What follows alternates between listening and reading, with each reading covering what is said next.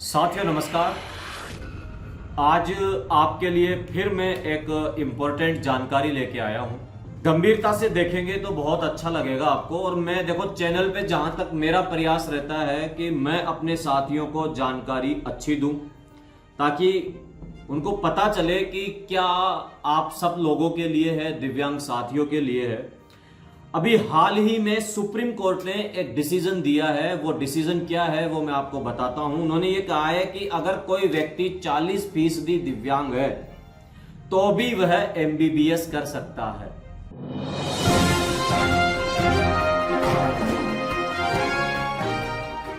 नमस्कार, मैं अपूर्वा। आप देख रहे हैं दिव्यांग जगत। आइए बढ़ते हैं कुछ खबरों की ओर।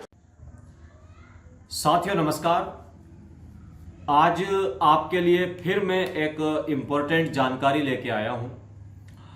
गंभीरता से देखेंगे तो बहुत अच्छा लगेगा आपको। और मैं देखो चैनल पे जहां तक मेरा प्रयास रहता है कि मैं अपने साथियों को जानकारी अच्छी दूं ताकि उनको पता चले कि क्या आप सब लोगों के लिए है, दिव्यांग साथियों के लिए है।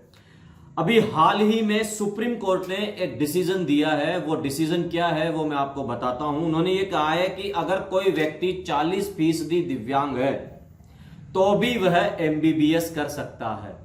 पहले ऐसा नहीं था। पहले ऐसा मानना था स्वास्थ्य विभाग का कि जो व्यक्ति दिव्यांग है वो एमबीबीएस नहीं कर सकता, वो डॉक्टर नहीं बन सकता। सुप्रीम कोर्ट ने मंगलवार को कहा कि केवल 40% दिव्यांगता का तय मानक किसी को मेडिकल शिक्षा प्राप्त करने से नहीं रोक सकता जब तक कि विशेषज्ञ की रिपोर्ट में इस बात का जिक्र न हो कि अभ्यर्थी एमबीबीएस करने में असमर्थ है। मतलब मेडिकल रिपोर्ट में यह बात होनी चाहिए कि जो व्यक्ति एमबीबीएस करना चाहता है वो एमबीबीएस करने में असमर्थ है। न्यायमूर्ति बी.आर. गवई, जस्टिस अरविंद कुमार और जस्टिस के.वी. विश्वनाथन की बेंच ने अपने 18 सितंबर के आदेश के लिए तर्क प्रस्तुत किए। इस आदेश में कोर्ट ने एक उम्मीदवार को एमबीबीएस पाठ्यक्रम में प्रवेश लेने की अनुमति दी थी क्योंकि मेडिकल बोर्ड ने कहा कि वह बिना किसी बाधा के मेडिकल शिक्षा प्राप्त करने में समर्थ है। यह मेडिकल बोर्ड ने बोला है। बेंच ने बहस के दौरान कहा कि दिव्यांग उम्मीदवार की एमबीबीएस पाठ्यक्रम में पढ़ाई करने की क्षमता की जांच विकलांगता मूल्यांकन बोर्ड के द्वारा की जानी चाहिए। कोर्ट ने आगे कहा कि केवल निर्धारित मानक की दिव्यांगता के होने पर ही अभ्यर्थी को एमबीबीएस के पाठ्यक्रम के लिए पात्रता के अयोग्य नहीं ठहराया जाएगा। अभ्यर्थी की दिव्यांगता का आकलन करने वाले विकलांगता बोर्ड को सकारात्मक रूप से यह दर्ज करना होगा कि अभ्यर्थी की दिव्यांगता पाठ्यक्रम की पढ़ाई में अभ्यर्थी के लिए बाधा बनेगी या नहीं।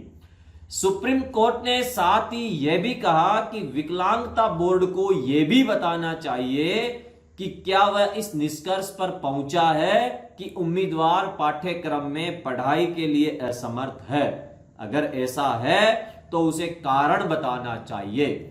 बता दें कि कोर्ट ओंकार नामक दिव्यांग छात्र की याचिका पर सुनवाई कर रही थी। ओंकार ने 1997 के स्नातक चिकित्सा विनिमय को चुनौती दी है जो 40% या उससे अधिक दिव्यांगता वाले एमबीबीएस अभ्यर्थी को एमबीबीएस करने से रोकता है। देखो मेरा यह मानना है कि अगर कोई व्यक्ति समर्थ है एमबीबीएस करने में और विकलांगता बोर्ड अगर यह तय करता है कि हां ये बिल्कुल कर सकता है तो फिर उसे कोर्ट में एमबीबीएस करने की अनुमति देनी चाहिए। कोर्ट का यह फैसला मुझे बहुत अच्छा लगा। यह दिव्यांगों के हित में फैसला है। भले ही उसकी डिसेबिलिटी 40% से अधिक है लेकिन वह सक्षम है एमबीबीएस करने में तो उसे छूट मिलनी चाहिए। धन्यवाद। देखते रहिए दिव्यांग जगत।